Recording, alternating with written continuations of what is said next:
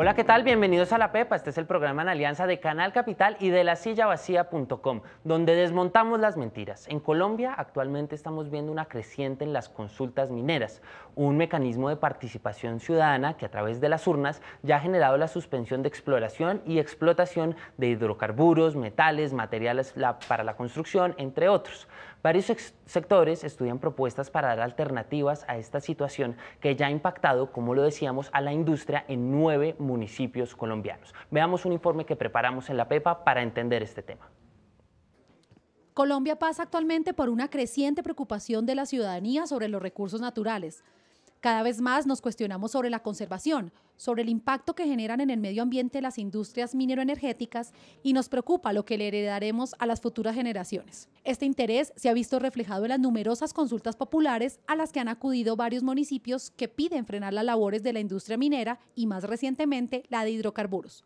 Los habitantes de los municipios y los movimientos ambientalistas que le han dado un no rotundo en las urnas a la actividad mineroenergética argumentan que los daños que produce la industria a fuentes hídricas, bosques nativos y ecosistema son irreparables. También denuncian que han sido otorgados títulos en lugares en los que no se podía explotar, como páramos y parques naturales, y se han autorizado operaciones en terrenos con dimensiones desproporcionadas.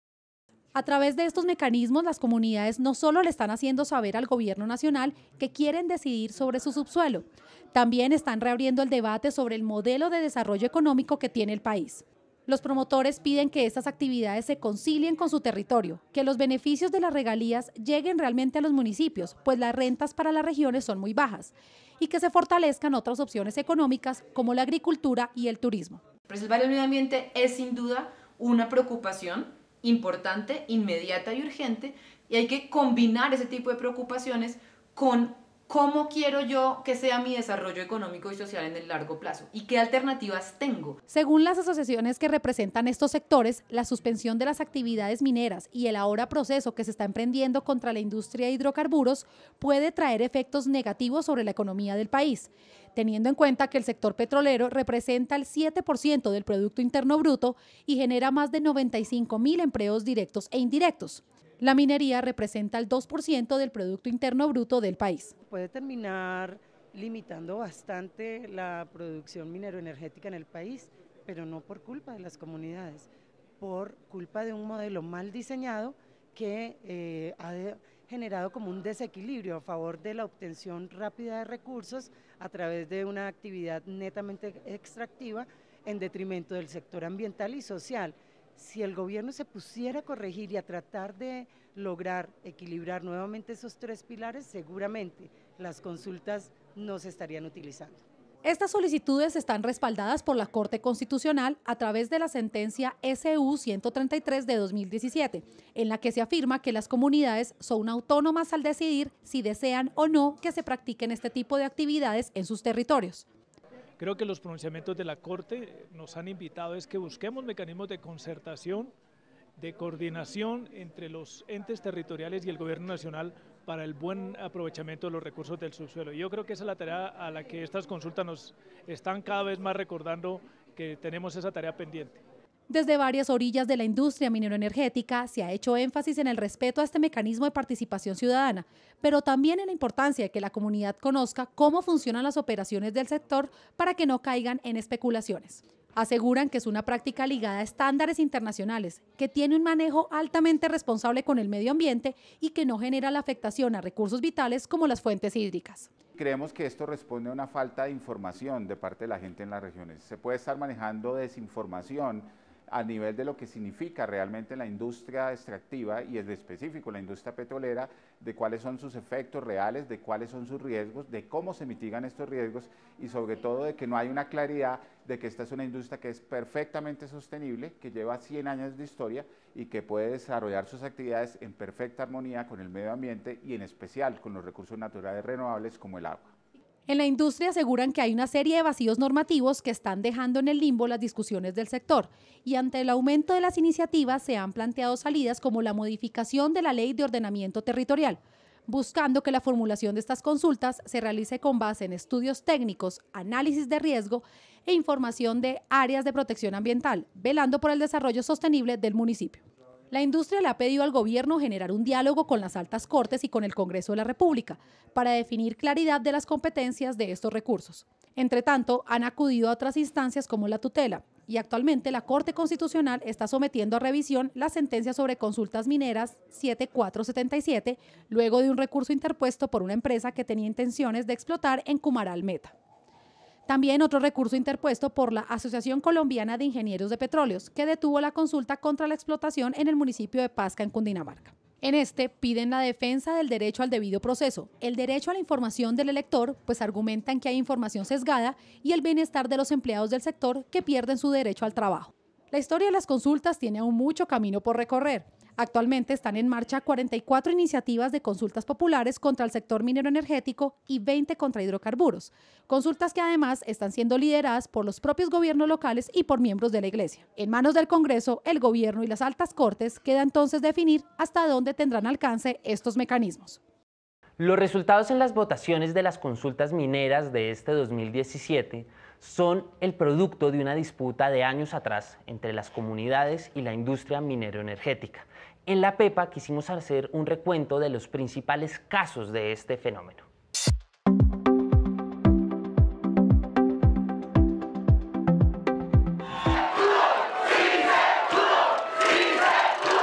Están demostrando que a este pueblo le sobra dignidad.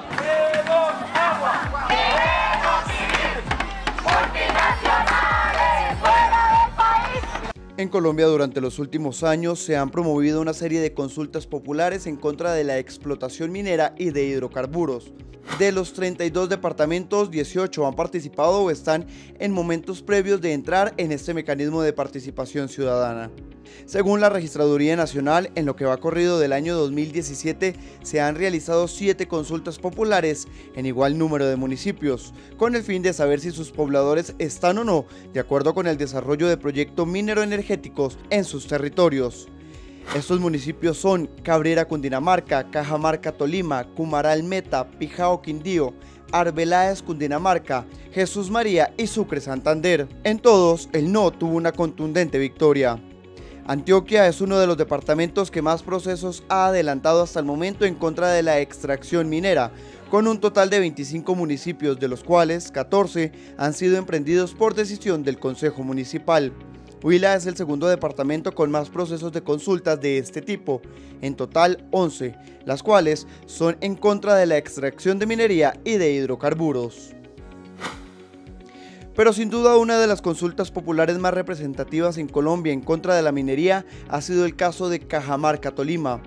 La comunidad de este municipio del centro del país manifestó su inconformismo con el proyecto minero La Colosa, el cual busca realizar extracción de oro a cielo abierto por parte de la minera Anglo Gold Ashanti. Con 6.165 votos por el no y tan solo 76 por el sí, este municipio rechazó el pasado 23 de marzo rotundamente la práctica de extracción. Aquí había necesidad de afrontar una voz popular, un clamor del pueblo de Cajamarca que no quería la minería a cielo abierto contaminante que se pretende hacer en La Colosa. Entre los argumentos de la población se encontraba el deterioro de los recursos naturales que tiene el municipio. Nosotros necesitamos el agua para nosotros, para nuestra vida, y el agua para producir lo que producimos en el Tolima, que son cultivos como el arroz, la agricultura y el desarrollo agroindustrial de nuestro territorio. Tras 14 años de presencia en este municipio del Tolima, la empresa sudafricana Anglo Gold Ashanti anunció que suspendía los trabajos exploratorios y las inversiones sociales que estaban realizándose allí. Esta consulta popular incentivó a otras ciudades y municipios a adelantar sus propios procesos de participación ciudadana para prohibir estas prácticas. El 9 de julio del 2017 se realizó la consulta popular en Arbeláez, Cundinamarca. Los ciudadanos de este municipio contestaron a la pregunta: ¿está usted de acuerdo sí o no con que la jurisdicción del municipio de Arbeláez, Cundinamarca, se lleve a cabo procesos de sísmica, exploración, explotación de hidrocarburos, lavado de hidrocarburos y minería de gran escala? Con un total del 98.54% de los votos, la población le dijo no a los dos proyectos extractivos. En total, 4.312 personas rechazaron este tipo de actividades, mientras que tan solo 38 personas apoyaron la continuidad de los proyectos. Lo que sí preocupaba ampliamente a la comunidad era la cantidad de litros por segundo que se le había autorizado a estas empresas de tomar nuestros afluentes principales, como era el Cuja, como era el Batán, como era el río Sumapaz, y eso fue lo que en principio motivó a una comunidad eminentemente agrícola y agropecuaria, como el municipio de Arbeláez, a pronunciarse respecto de esos procesos de extracción y explotación de hidrocarburos. Con esta decisión se frenaron dos proyectos de hidrocarburos que buscaban realizarse sobre la provincia de Sumapaz, los cuales incluyen varios municipios de Fusagasugá, Pasca, Arbeláez, San Bernardo e Icononso, Tolima. Lo que sí estamos seguros es que un municipio que hace parte del páramo más grande del mundo, como es el páramo del Sumapaz, tiene mucho más que darle a la humanidad en riquezas hídricas, en variedad de flora, fauna, que la exploración y explotación de hidrocarburos. Los habitantes de Jesús María, Santander, acudieron a las urnas el pasado 17 de septiembre. Esta iniciativa de participación ciudadana fue encabezada por políticos y ambientalistas de la región y dirigida por el sacerdote Samuel García, párroco de este municipio, quienes argumentaron que buscaban proteger las fuentes hídricas. Actualmente hay otorgados 6 títulos mineros para la explotación de piedra caliza y carbón en este municipio del sur de Santander. Los ciudadanos fueron a las urnas para responder la pregunta: ¿está usted de acuerdo, sí o no, que en la jurisdicción del municipio se realicen actividades de exploración minera y petrolera? 1.728 personas asistieron a las urnas, de las cuales 1.677, el 97,05% dijeron no, y tan solo 22, el 1,27% votaron por el sí. Es muy importante para nosotros, no solamente por la fuente hídrica que desde allí está, sino la flora y la fauna. Cualquier afectación al ecosistema no solamente va a estar contra un municipio, sino que contra toda la provincia de Vélez. Jesús María fue el primer municipio de Santander en participar de una consulta popular, al cual le siguió Sucre el pasado 1 de octubre y se espera que lo mismo haga El Peñol el próximo 5 de noviembre. Otro de los municipios que ha emprendido una batalla por sacar de su territorio cualquier actividad de extracción minera y de hidrocarburos es Pasca, Cundinamarca, aunque la historia con esta región ha tenido un proceso diferente. La iniciativa fue promovida por la Corporación en Pro de la Defensa del Río Cuja, Corpo Cuja, una organización que reúne los acueductos y los distritos de riego que toman el agua de este río y buscan proteger parte de esta cuenca. Sin embargo, el Consejo de Estado aplazó la consulta popular del 6 de agosto pasado, esto tras una apelación por parte de la Asociación Colombiana de Ingenieros de Petróleo, donde argumentan que no se ha seguido el debido proceso, el derecho a la información del elector y se está afectando el bienestar de los empleados del sector que pierden su derecho al trabajo. Para los habitantes de este municipio agrícola y con grandes fuentes hídricas, su mayor preocupación es que los mecanismos de extracción que realicen las empresas afecten sus ecosistemas. Lo que la comunidad manifiesta y lo que todo el mundo manifiesta en el municipio y manifestamos en el municipio es que a nosotros nos afectaría el proceso agrícola y pecuario, pero más que el proceso agrícola y pecuario también que somos un municipio netamente hídrico.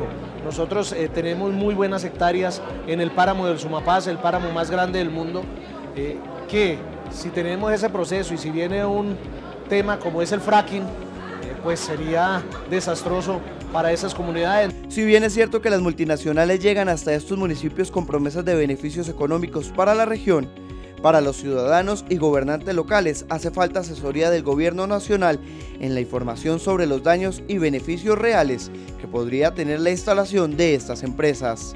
¿Dónde están los ministerios diciendo al municipio esto es lo que puede suceder, esto es lo que no puede suceder? Pero sí llegan las empresas petroleras a decirnos: vengan, aquí les ofrecemos, a las comunidades les ofrecemos computadores, les ofrecemos mejores vías, mejores arreglos a las escuelas. Pero ¿qué hay en ese trasfondo? Y ese es el malestar y el miedo que tiene la comunidad del municipio de Pasca. Aún falta esperar que el Consejo de Estado dé vía libre para la consulta popular, pero de lo que sí están seguros sus pobladores es que no se necesitan de estas extracciones de hidrocarburo para mejorar su economía. Esta semana les consultamos en redes sociales y en la calle a los ciudadanos su opinión sobre las consultas mineras. También este caso pasó por el detector de mentiras de la silla vacía. Juan Esteban, usted que está pendiente de las redes sociales y de lo que dice la gente en la calle, ¿qué encontró esta semana?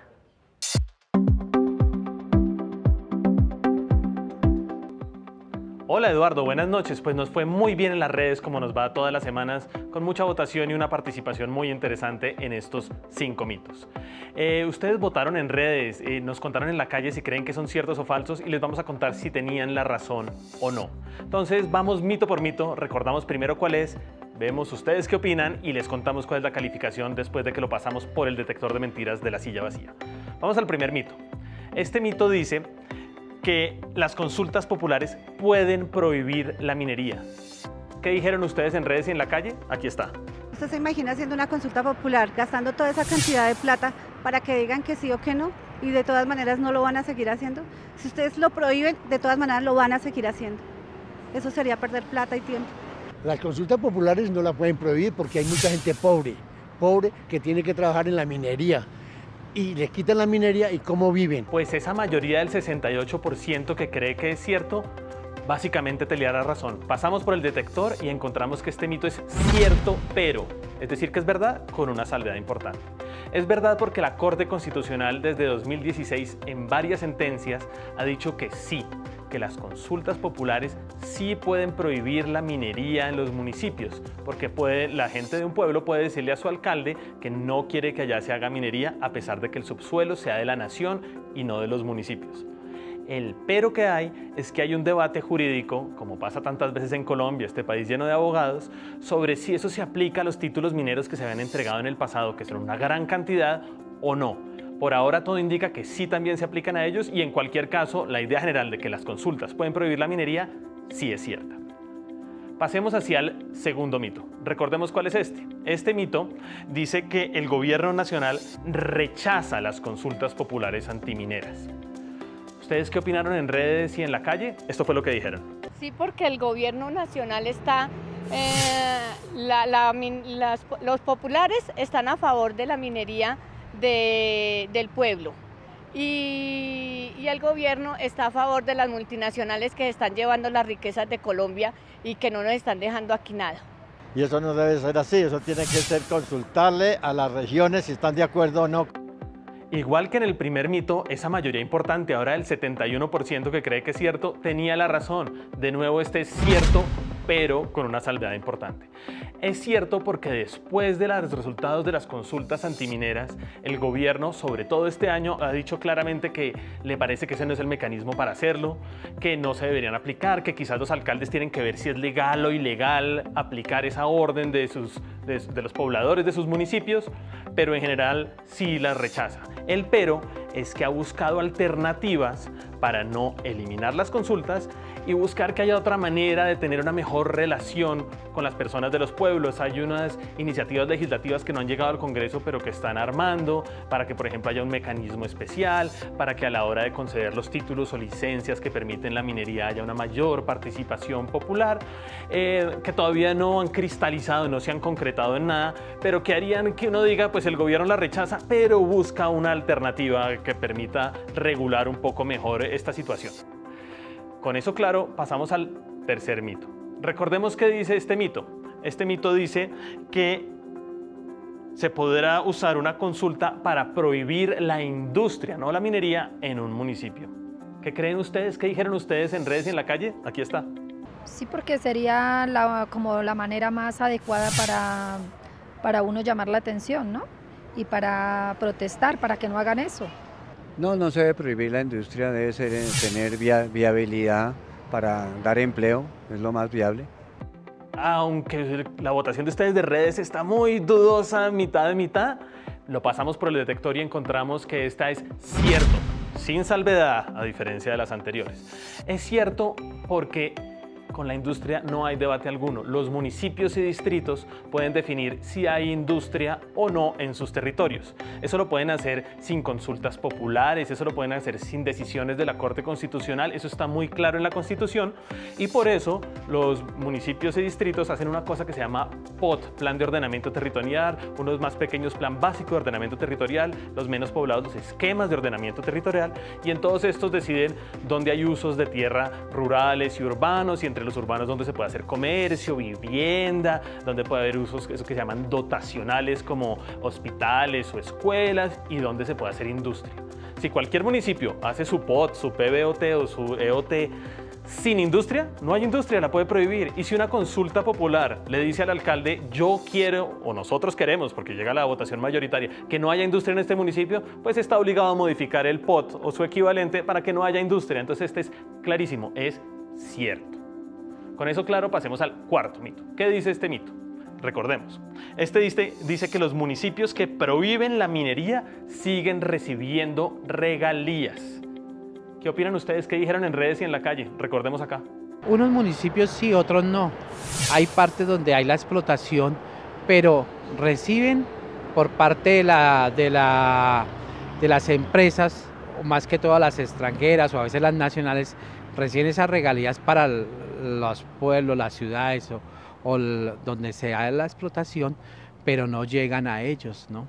No siguen recibiendo las regalías porque la plata se pierde en la mitad del camino con toda la deshonestidad que hay y sigue la pobreza donde están las minerías.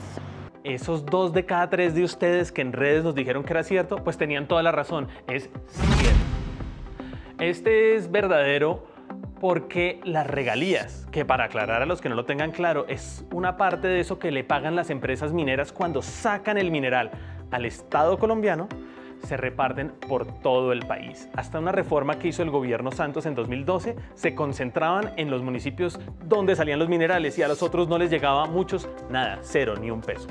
Para distribuir mejor esto, y porque en muchos municipios se había malgastado esa plata, el Estado hizo una reforma y ahora le llegan a todos los municipios de Colombia. Se hace una bolsa común y luego se distribuye un poco más para los municipios que producen minería, menos para los que no, pero hay para todos.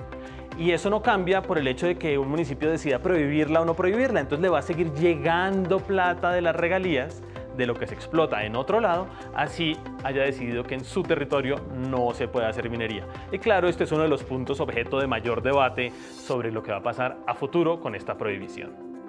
Con eso claro, pasemos al quinto, al último mito. ¿Qué dice este mito? Recordemos, este dice que todas las consultas para prohibir la minería han salido contra esta, es decir, ha ganado la posición de prohibir la minería en los municipios. ¿Ustedes se acuerdan de eso? ¿Qué dijeron en redes y en la calle? Aquí está. Como cualquier estado normal de derecho, pues la comunidad debe promulgarse hacia la protección de sus recursos, y las que sé que se han ejecutado son respecto a la minería ilegal, que pues es la protección del territorio y el ambiente donde viven esas comunidades. Pues tienen toda la razón. Ese 71% que cree que sí salieron todas contra la minería acertó completamente. Es cierto. Este mito es cierto porque en las 8 consultas que ha habido desde la primera en Piedras, Tolima, en 2013, hasta la más reciente del fin de semana pasado, del domingo pasado, en Sucre, Santander, en las 8 ha ganado el sí.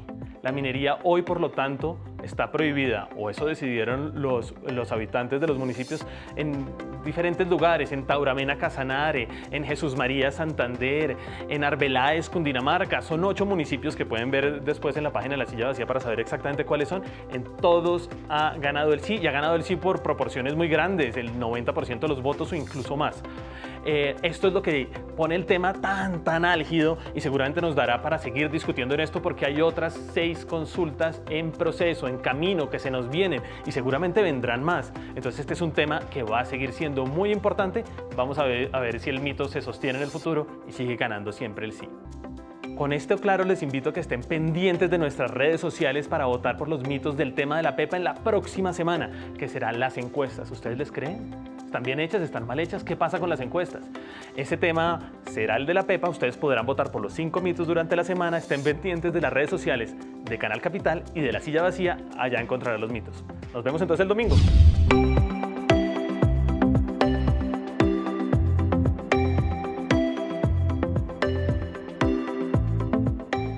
entender las implicaciones de estas consultas mineras tenemos a dos invitados. Ellos son Diana Rodríguez, que dirige el área de Derecho Ambiental en De Justicia y también es experta de la naciente Red Verde en La Silla Vacía. Y también tenemos invitado a Carlos Vargas, él es profesor investigador de la Universidad Nacional. Bienvenidos los dos. Muchas gracias. Bueno, Diana, empecemos con un poco de pedagogía porque no mucha gente entiende de dónde sale esto de las consultas mineras, porque en los últimos meses esto ha venido dando de qué hablar en las noticias. ¿De dónde sale esto? Bueno, la consulta popular es un mecanismo de participación ciudadana, está consagrado en la Constitución, en el artículo 103, y es un mecanismo adicional a el voto, el plebiscito, el cabildo abierto, el referendo, la revocatoria de mandato, es decir, son mecanismos que le permiten al ciudadano opinar directamente. Eso se empiezan a introducir, digamos, con unas reformas a la Constitución del 86, pero quedan como tal en la Constitución del 91, ¿no? Una de las grandes apuestas de la Constitución del 91 es precisamente abrir el debate público, darle más participación a los ciudadanos, y entonces aparece este mecanismo de la consulta popular. ¿Cómo está definido? Está definido, es una institución que le permite a un municipio, a un departamento o al gobierno nacional hacer una consulta que se debe contestar una pregunta que se debe poder contestar sí o no a un tema que sea trascendental para ese territorio y que sea de manera general. Antes de pasar al debate, ¿cómo es el proceso? Listo, entonces, ¿qué es el proceso? Voy a hablar de los temas del municipio, que son, digamos, los que en donde están relacionados con todas estas consultas sobre medio ambiente, minería, etc. Entonces, lo primero que pasa es que un alcalde o por iniciativa ciudadana pueden presentar la iniciativa. Entonces, antes era solo el alcalde la podía presentar, es decir, solo el alcalde podía proponer una pregunta, justificar la pregunta, y entonces esa era la propuesta. Desde el 2015, con una nueva ley, que es la ley 1757 de 2015, también los ciudadanos, lo que se conoce como un comité promotor, puede presentar una iniciativa. Entonces hay o por el alcalde o por iniciativa ciudadana. Eso entonces, ¿qué tiene que tener esa propuesta? Una pregunta, que es la pregunta que se contesta sí o no. ¿No? Por ejemplo, ¿quiere usted sí o no que en el municipio tal se haga se realice una actividad minera? Entonces, lo importante es que esa pregunta quede de manera general, sí o no. Todos los requisitos de las preguntas están en una ley, que es la ley 134, eso está muy claro, del año 94. Luego de que se redacte la pregunta y la motivación, bien sea que la presente el alcalde o bien sea que la presente el ciudadano, eso tiene que ir al Consejo Municipal. El Consejo Municipal se tiene que pronunciar sobre la conveniencia de que se realice dicha pregunta.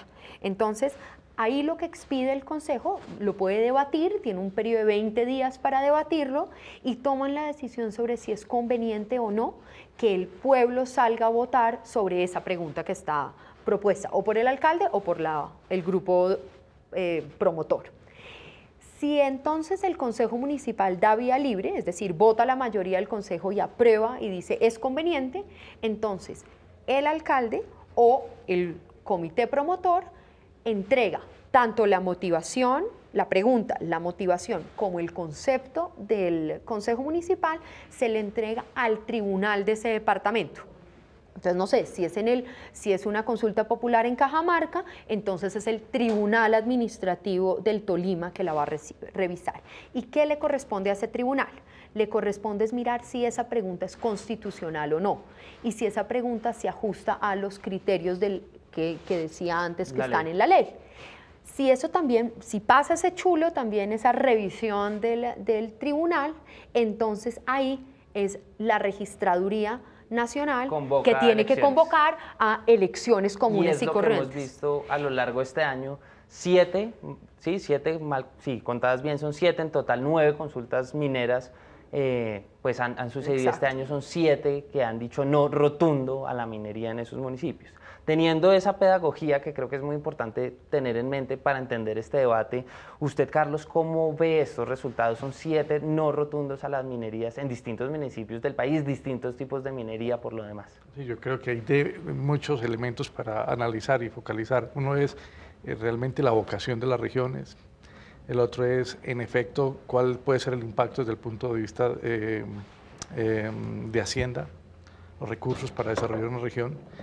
Lo tercero es qué tan bien ilustrada se encuentra una comunidad para formular este tipo de preguntas. Y lo cuarto es a quién finalmente le corresponda tomar una decisión de tipo legal sobre la viabilidad o no de un tipo de cuestionamiento de estos, de preguntas de estas, si tienen los elementos técnicos o hay un buen soporte sobre esto.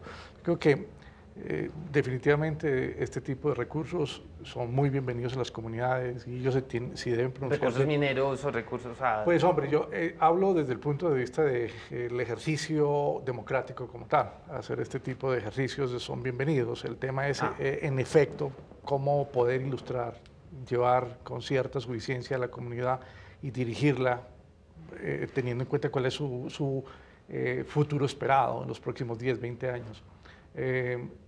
Pensaría que puede ser en algunos casos desafortunado. ¿Cómo cuáles? Pensaría, por ejemplo, que en general los recursos, ahorita estábamos quizás comentando con Diana sobre estos temas tan complicados del ejercicio democrático, de tomar posición sobre algunos elementos, el caso de Cataluña, por ejemplo. Existe una constitución que soporta la unidad de un territorio. Lo mismo pasaría con Tauramena o con con Cajamarca, que sé yo, en el país, hacen parte de un territorio nacional, eso, un Estado-nación, el que en realidad ese recurso debería estar votando todo el pueblo, o al menos que hayan algunas garantías, unos garantes que, por ejemplo, una procuraduría, una personería, acompañen técnicamente, que tengan acompañamiento en estos procesos directamente allá en la comunidad. Claro, y usted, digamos, ahí toca indirectamente el tema de la democracia, ¿no? Esto, ya lo decía Diana, es uno de los mecanismos de participación democrática y ha entrado todo un debate sobre la democracia. Usted decía, bueno, es el caso de Cataluña, pero no hay que ir tan lejos, aterricémonos acá en Colombia, son 7 procesos pues, que han dicho que no. Y se ha visto en vilo, digamos, el término democrático en este sentido. Y eso se puede analizar desde muchos sentidos. El primero tal vez es un tema de información, que usted también lo decía, pues hay desinformación en muchos sentidos. ¿Usted cree que esto es así, que hay desinformación y que estas consultas han sido hechas con base en mentiras o en cierta ignorancia de la gente que decide sobre su elección? No, yo realmente creo que no, y para eso lo mejor es hablar de casos concretos. Entonces, hablemos del caso de Cajamarca, el caso, digamos, más emblemático de las consultas. Entonces, como es el caso donde la comunidad de Cajamarca, en el Tolima, en marzo de este año, votó que no, mayoritariamente, 99% de los votantes votaron no. Este es un caso donde lo que hemos visto es información. Entonces, pongo ejemplos. A la comunidad fueron ministros de Minas, de Ambiente, viceministros, a explicar tanto las ventajas de la minería, también fueron a explicar el punto de los recursos fiscales, fueron también expertos nacionales e internacionales, uno de los profesores que más sabe de uso de agua y temas mineros, que trabajó mucho tiempo en el sector minero, Robert Morán, fue a explicar los impactos de la minería. Fueron ONGs, fueron profesores de distintas universidades, hubo debates en la Universidad del Tolima, hubo incluso audiencias públicas del Congreso. Es decir, si miramos, Cajamarca es un caso donde hubo una confluencia de todo tipo de actores explicando sus distintas posiciones, explicando los mecanismos, aumentando el debate, y esto no fue una cuestión de un mes.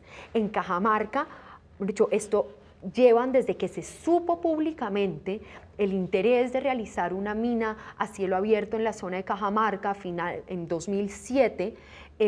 Desde ese momento se conformaron organizaciones ciudadanas, comités, es decir, ha habido todo tipo de actores aumentando la información y proveyendo información al debate. Entonces yo creo que es paternalista siempre descartar y decir la gente está votando de manera desinformada. No, yo creo que Cajamarca muestra que hubo un esfuerzo monumental por los ciudadanos de informarse y además de llevar la información también a las distintas partes del proceso del que hablábamos antes, ¿no? No solamente el alcalde, sino también al Consejo Municipal fueron todos estos actores de los que yo estaba hablando, ¿no? Para hablar de muchas perspectivas, desde la parte jurídica, desde la parte ambiental, desde la parte hidrológica, o sea, un montón de información que una vez llegó el momento de la consulta, la gente tenía mucha información, tenía sobre todo información también sobre su alternativa económica, que yo creo que eso es muy importante, o sea, los cajamarcunos sabían y conocen que en su territorio, por ejemplo, es el principal productor de arracacha del país. Entonces ellos también sabían sus fuentes de agua, también habían hecho averiguaciones sobre qué. Claro, entonces, ¿no? Digamos, ahí uno piensa, ¿cuáles son esas garantías de las que usted habla, Carlos? Hablando de este caso concreto, ¿qué serían esas garantías que usted dice que harían falta para hacer un proceso más transparente, más democrático? No, yo creo que quizás, como lo dice Diana, ha habido transparencia y ha habido información, se ha entregado. Yo recuerdo el caso, por ejemplo, de algunos profesores de la Universidad Nacional que acompañaron técnicamente, por ejemplo, el ejercicio de monitoreo de aguas. Montaron una red, hicieron seguimiento de este tipo de recursos. Al final, después de un gran esfuerzo científico, a ver, mire, estas aguas no van a contaminar, su canalización puede ser, tiene alternativas como estas. Hubo un peso en la pedagogía, en el ejercicio mismo de transmisión, en lo que se le comunicaba a algunas personas sobre más las desventajas que sobre las alternativas, y de pronto no se dio todos los elementos a toda la comunidad. Hablábamos con los profesores de la Nacional de Medellín y se sentían muy tristes porque hicieron realmente, mire, esto es la evidencia. Evidencia de que no hacía daño. No, pues que habían alternativas para ingenieralmente, técnicamente, poder conducir un proceso de estos.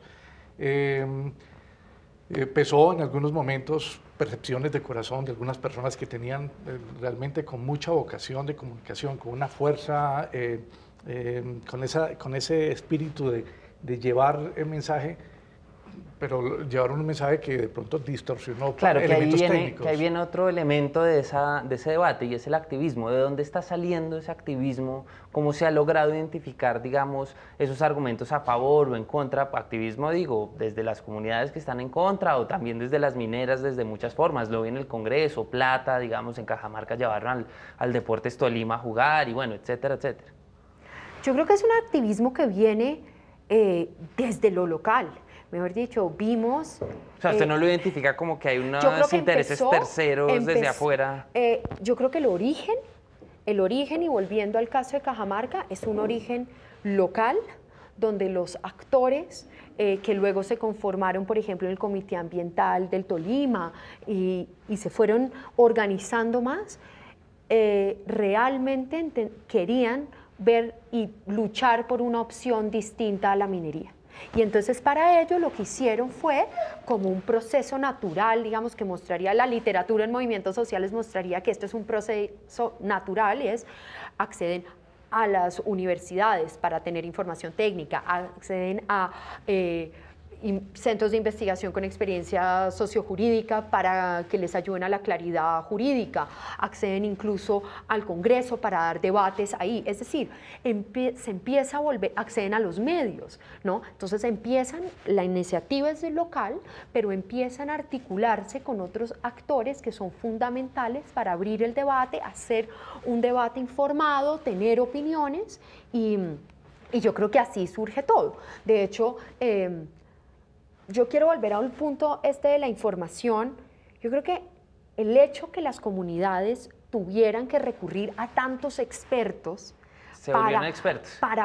para tener mayor conocimiento sobre el tema está mostrando un punto central del problema, y es lo opaca que es la información por parte del sector privado a la hora de llegar a las comunidades. Y estoy hablando mucho tiempo antes del estudio de impacto ambiental. Claro, que es eso decir, me lleva a hablar del tema ya de una vez ambiental. ¿Qué tanto sabemos de los daños ambientales que puede haber? ¿Qué tanto conocemos, por ejemplo, de las aguas subterráneas que puede haber en una región o de los beneficios, digamos, que puede haber en términos de tal o cual mineral? Sí, ahí y estoy de acuerdo con Diana, creo que parte del problema es la misma industria, no ha sido lo suficientemente transparente.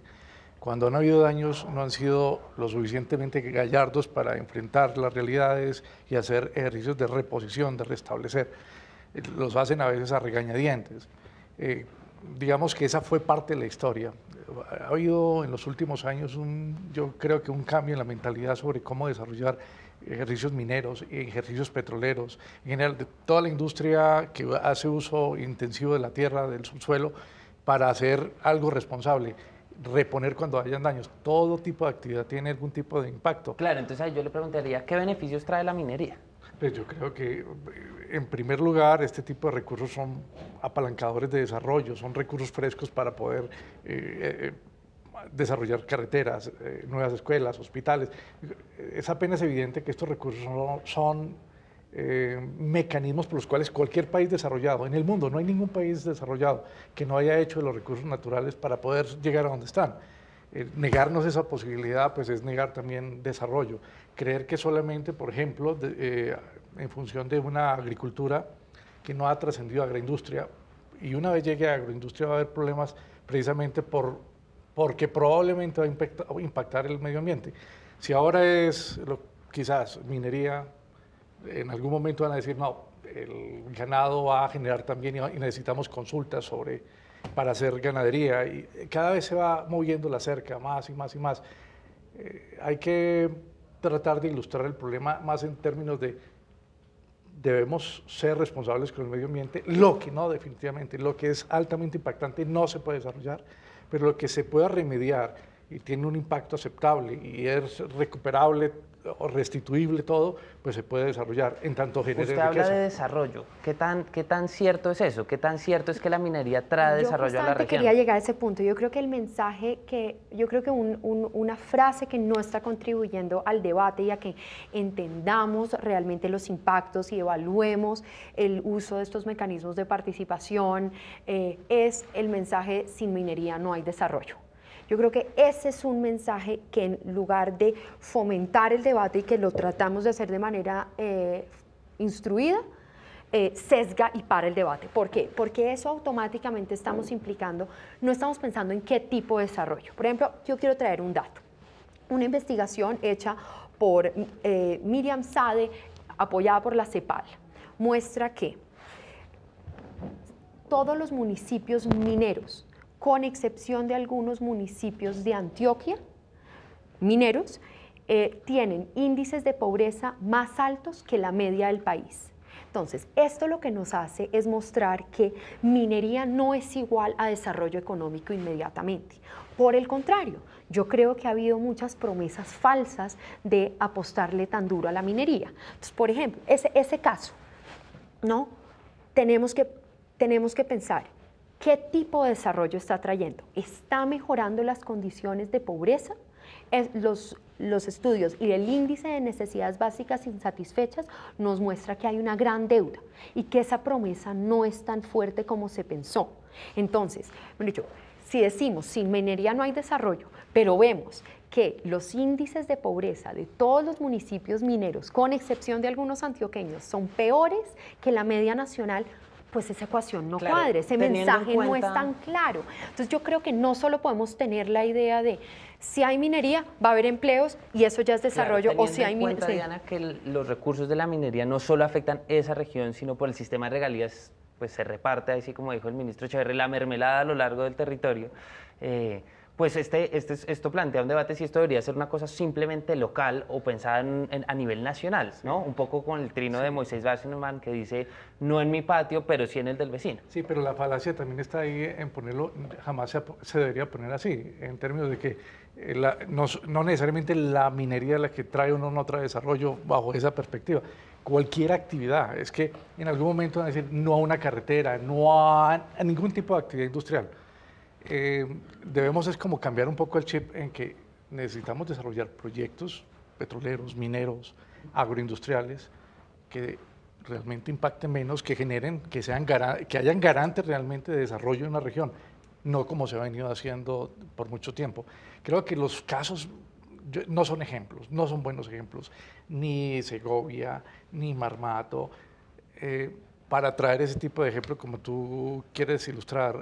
¿Cuáles son Diana? buenos? ¿Cuáles sí respaldan su posición? Yo creo que los hay, con toda seguridad, y que la perspectiva cuando se generó apertura a la locomotora, con toda seguridad la intención es otra, es cambiar también el chip de cómo desarrollar una minería un Claro, poco y más pensando en un responsable. sistema nacional, con ese trino que fue muy famoso en redes de Moisés Wasserman, que decía, minería no en mi patio, sí en el del vecino, esto no debería plantearse dentro de un esquema más nacional, dado que, digamos, está superado, es la pregunta, el debate del suelo y el subsuelo, teniendo en cuenta que el subsuelo es una cosa de la nación y el suelo, pues, digamos, del territorio.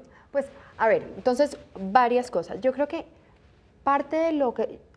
Yo siempre he dicho que deberíamos mirar las consultas y este boom de consultas, este auge, como un síntoma y preguntarnos, ¿esto es un síntoma de qué? ¿De qué cree Y que esto es? yo creo que precisamente es un síntoma de la manera como se viene liderando y guiando el modelo minero energético en el país. Y es que se viene Es más una cosa del centralizando modelo. más y más y más. Sí. Claro, porque no podemos negar que usamos suelas que vienen de un derivado del petróleo, celulares, Exacto, vinimos en pero carro, es qué sé la yo, ¿no? manera como se viene haciendo. Precisamente que la decisión de hacer minería se está haciendo de una forma centralizada, desde Bogotá, diciendo hágase minería allá, allá y allá. ¿Y qué es lo que están diciendo? Por hecho, hágase en el patio, en el patio, en el patio, ¿verdad? Claro, ¿Y es la otra forma de ver el qué trino. es lo que están pidiendo? ¿Qué es lo que están pidiendo las comunidades y los gobiernos locales? Es téngannos en cuenta. Nosotros queremos participar y queremos poder decir qué tipo de desarrollo hay en nuestro territorio. Nosotros sobre todo queremos poderle apostar a un tipo de desarrollo que no necesariamente encaja en el tradicional modelo minero energético, ¿no?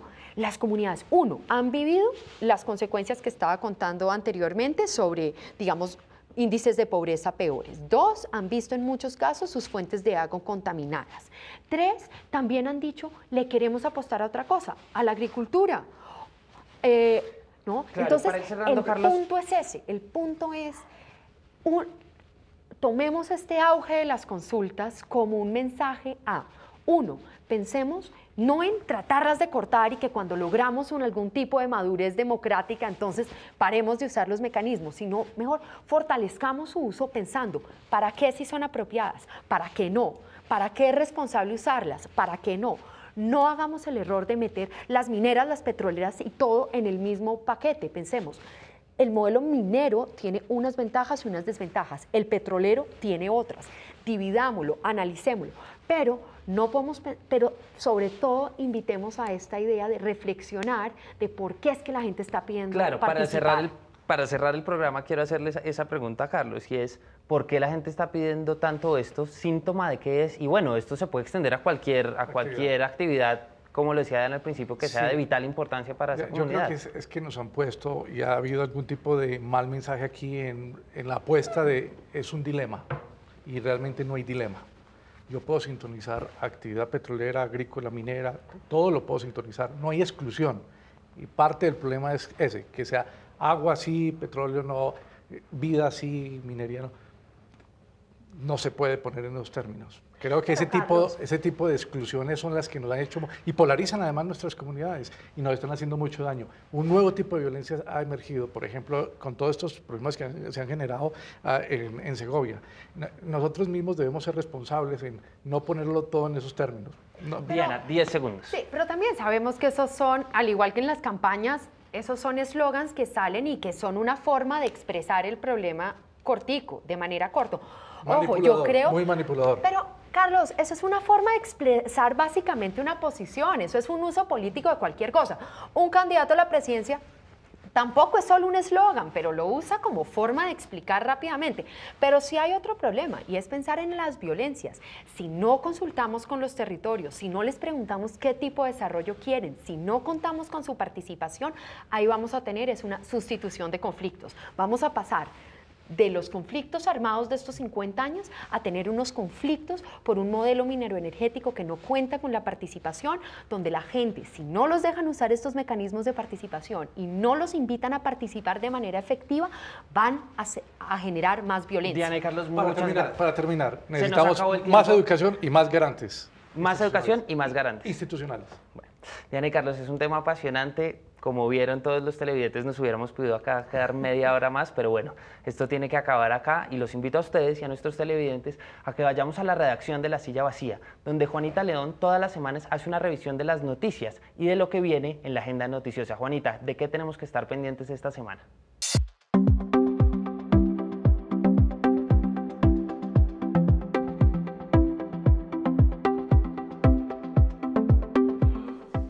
Esta semana la noticia política tuvo nuevamente relación con la justicia, pero en 3 escenarios muy diferentes. El primero fue el Congreso durante la discusión de la Jurisdicción Especial de Paz.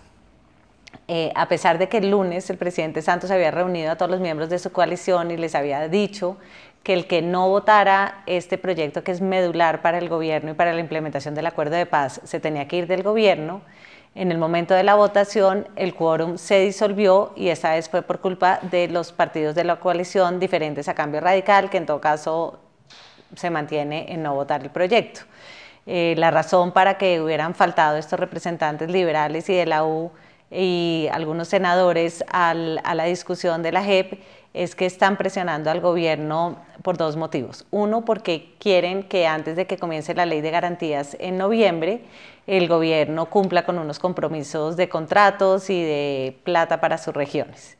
Y el segundo es que algunos senadores quisieron mandarle al presidente un mensaje de que realmente tiene que cumplir su promesa de sacar a los de Cambio Radical del gobierno si no votan el proyecto de la JEP. Esta será un interrogante que permanecerá la próxima semana sobre qué va a pasar con los 2 ministros de Cambio Radical. Por otro lado, el otro escenario en donde el tema de la justicia también fue muy importante políticamente es que Samuel Moreno, el exalcalde de Bogotá, fue imputado por el escándalo de Odebrecht. Él ya está pagando otra condena en la cárcel y ahora se le suma un nuevo proceso por corrupción. Y el tercer evento que tuvo que ver con la justicia fue durante este debate de la JEP, donde Claudia López, la senadora y candidata presidencial del Partido Verde, se enfrentó a gritos con el fiscal Néstor Humberto Martínez a raíz de la imputación que la Fiscalía le hizo a 3 gobernadores o exgobernadores, incluido el de la Alianza Verde en Nariño, Camilo Romero. Claudia acusó al fiscal de haber politizado la fiscalía, la llamó una policía política y dijo que estaba al servicio de las aspiraciones presidenciales de Germán Vargas Lleras y que protegía a sus aliados y castigaba o perseguía a los rivales políticos y en este caso pues un aliado suyo que es Romero. El fiscal contestó muy ofendido. Dijo que ningún partido era inmune a las actividades de la Fiscalía y negó pues, que hubiera alguna motivación política en estas investigaciones. En todo caso, el tema quedó en el ambiente, es un tema que muchos políticos lo dicen en voz baja, nadie ha mostrado pruebas de eso. Pero seguramente este va a ser un tema que va a estar en la agenda cuando finalmente Claudia López y el senador Robledo hagan su debate de control político al fiscal en la semana del 16 de octubre. El jueves en la noche, durante el partido de la Selección Colombia, el senador Musa Besaile se entregó a la justicia después de estar prófugo durante varias semanas. Besaile está implicado en el escándalo de las coimas a la justicia y sus declaraciones ante la Corte Suprema pueden arrojar muchas luces no solo sobre este episodio, sino también sobre la financiación de la campaña de Juan Manuel Santos en 2014.